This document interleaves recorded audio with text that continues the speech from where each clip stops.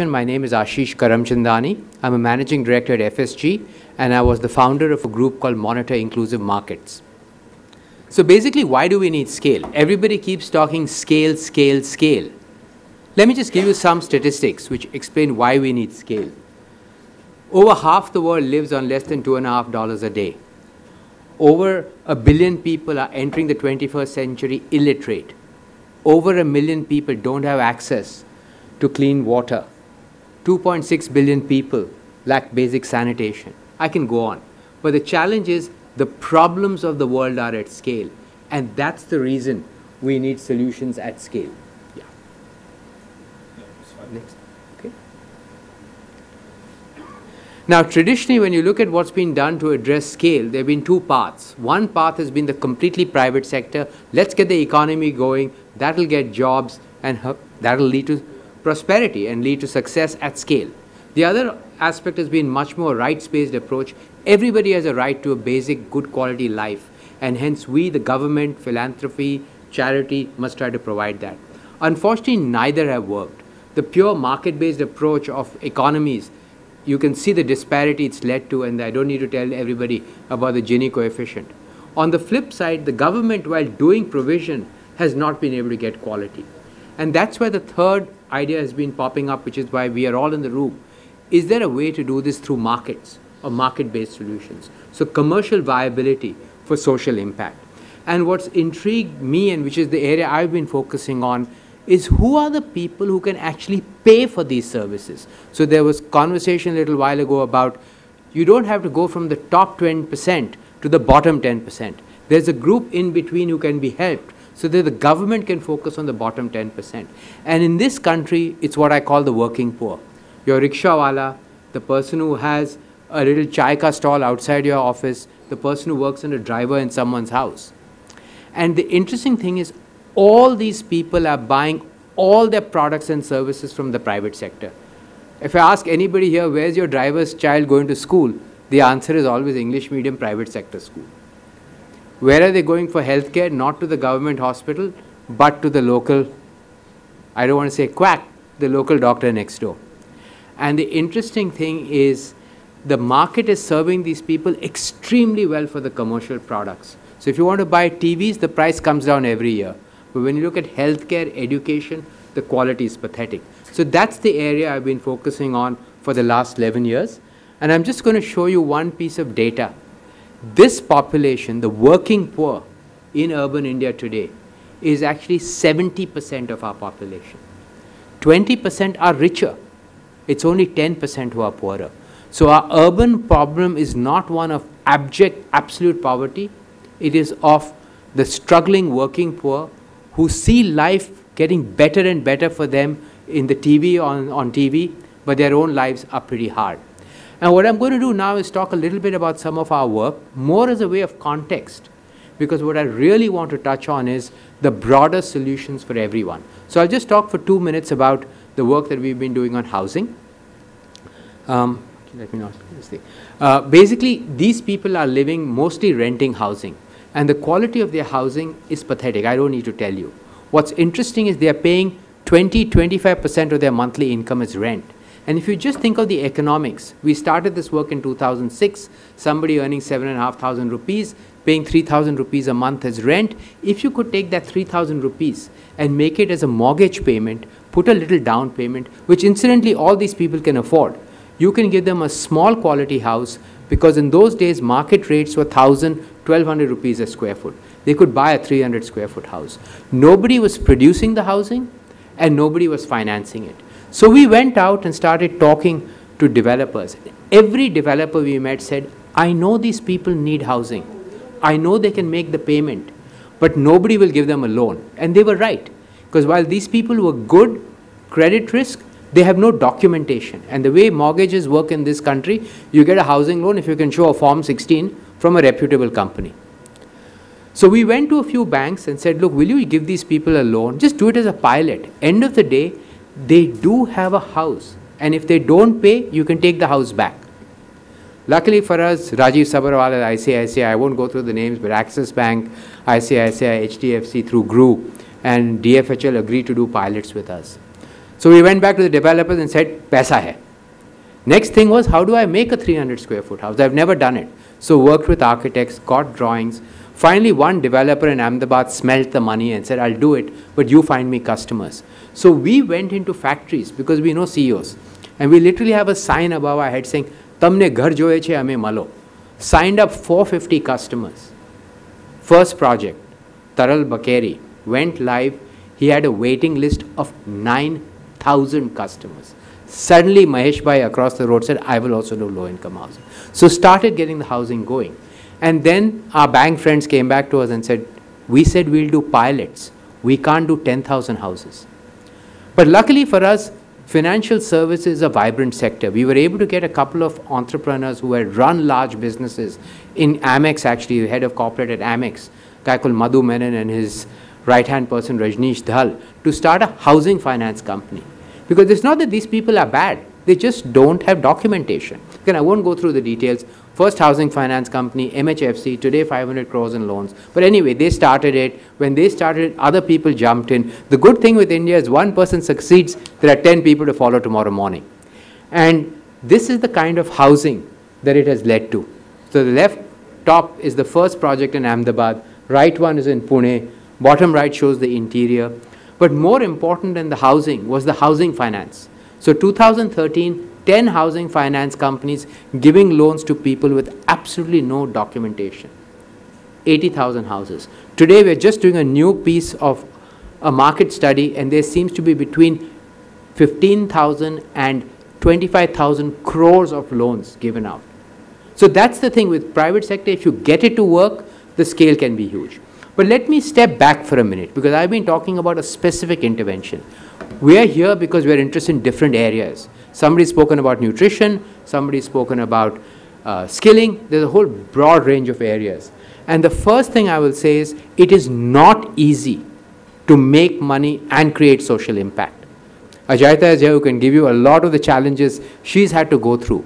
The business model is absolutely critical. It is very, very difficult to make money and create something socially relevant. If it was that easy, every corporate in this country would be making money and serving the poor. So let's not pretend it's easy. It is difficult. It takes hard work. And the other thing I want to say is, it takes time.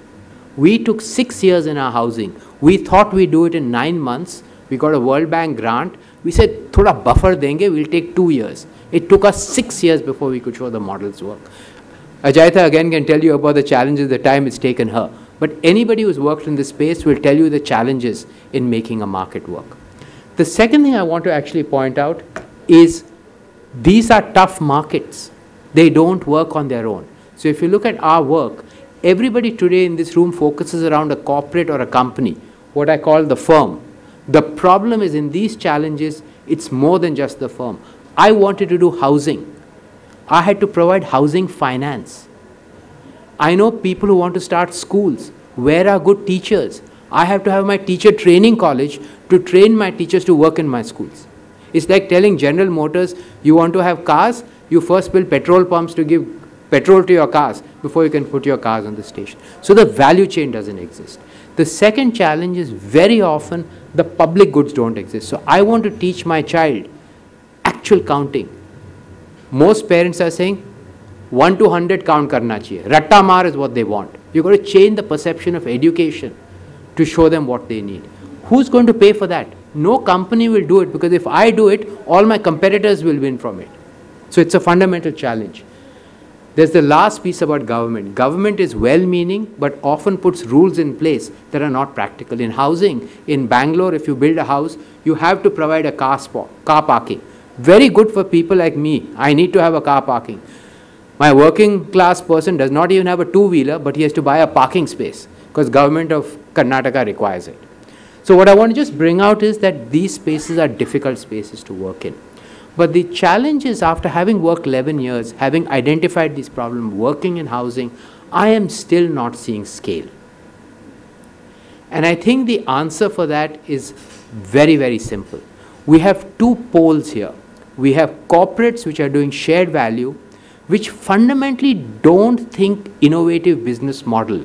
A corporate is a company that makes money on an existing model. You sweat every ounce of your existing model. You don't go into new models. See who did the mobile banking. Not the mobile companies, the telcos. Innovation does not come easy to companies, and let's not pretend it does.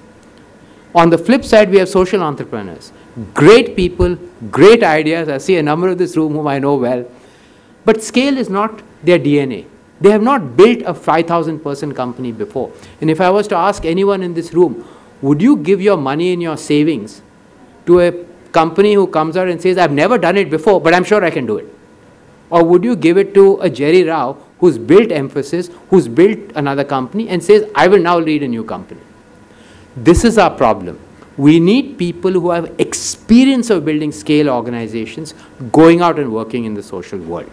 And so this is the journey I'm going to be on for the next decade. If any one of you knows a person who has experience of building a business, typically these people sit inside corporates. They like building new businesses. They have, and in fact, once they build it, they'll move into something else. They don't like running the business. So if any of you knows an experienced business leader who wants to now work in the social space, ask them to contact me. The journey now is how do we attract, how do we combine these two, the experience of the corporate world and the innovativeness of the social enterprise. So that's my request to all of you, and I'm more than happy to answer. I think I have a couple of minutes, happy to answer a few questions.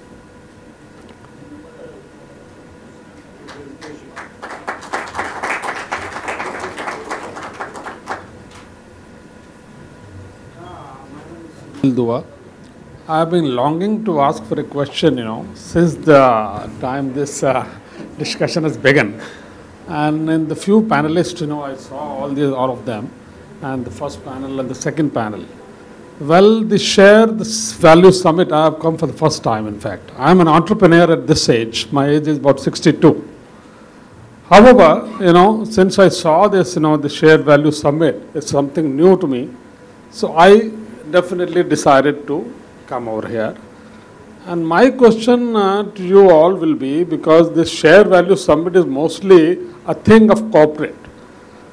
And there is nothing much to see, for example, the new entrepreneur, how can he contribute towards the share value? CSR, of course, I keep on reading on the websites of the various corporates only. But how, as an individual, I can share, I can give my contribution to it. Because all these panelists who are talking about are in the stewardship of our Prime Minister Narendra Singh Modi. In fact, I'm telling you, because I am in this business of instrumentation and some consultancy business also.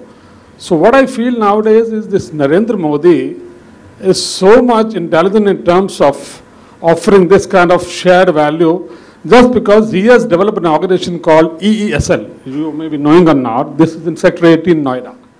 Now, this gentleman has empowering, in fact, every ministry, every sector, be it the agriculture sector, be it the food sector, be it the renewable energy sector, every sector is being empowered to run without money.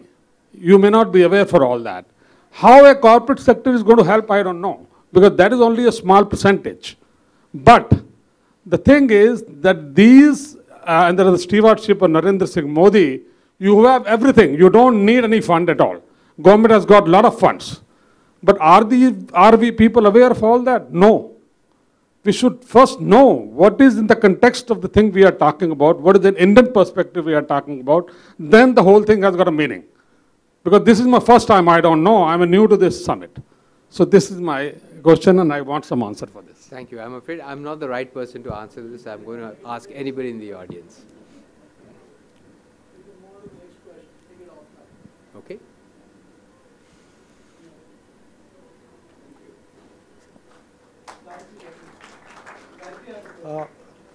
Gayatri? So Ashish, I think we've spoken about this before, but I think the last point was very relevant. And I think I can tell you from my own experience, I think social enterprises, what you summed up as the problem is the problem that we face. There is no single model. Even within a model where we say there's innovation, it's every day, everybody asks you, what's your cookie cutter model? You know, have you established it? And the answer is no. I mean, I've also done this for 10 years now, and I still, don't know whether you call it a startup or you call it an end up, but we're in that bottom line.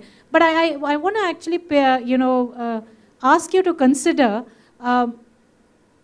as an organization, we've been able to attract a lot of people from corporate who have done it, who have worked in scale organizations. And I would say that's a positive that we've been.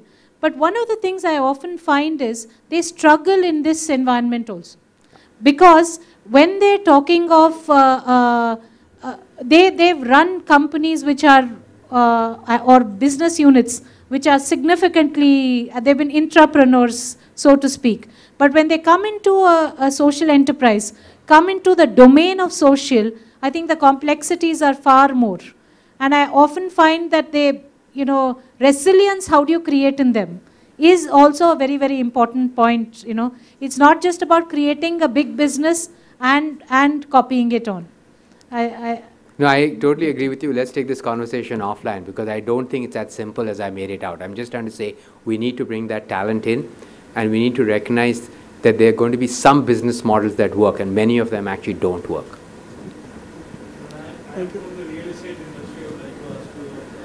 I'm going to suggest we do it offline, just because I know people are trying to keep to time, and but very happy to sort of go offline and answer your question. Thank you.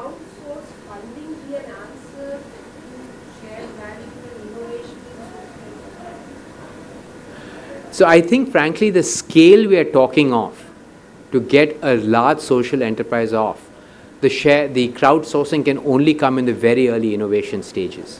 When you're finally getting to scale, when you look at housing, for example, when we're talking of these companies, Vastu, which has just opened up, has 353 crores of equity to start with. So maybe the first 10 crores or 15 crores can come from crowdsourcing. But I find it difficult to believe we can get the hundreds of crores. So there's a role, but may not be the ultimate role.